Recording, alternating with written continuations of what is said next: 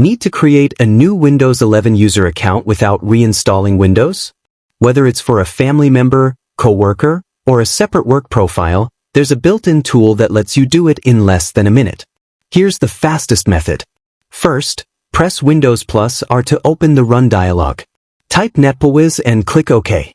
This opens the User Accounts window. Under Users for this computer, click Add. Now enter the username you want for the new account. In this example, we'll use John. Next, create a password, confirm it by entering it again, and add a password hint in case you ever forget it. Once you're done, click Finish. That's it. The new account has now been created.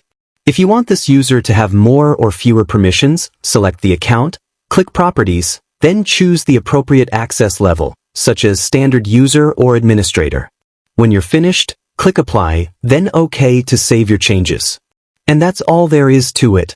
Creating a local user account in Windows 11 is quick and only takes a few clicks. If this tutorial helped you, consider sharing it with someone who might need it. And don't forget to subscribe for more Windows 11 guides. Thanks for watching, and I'll see you in the next video.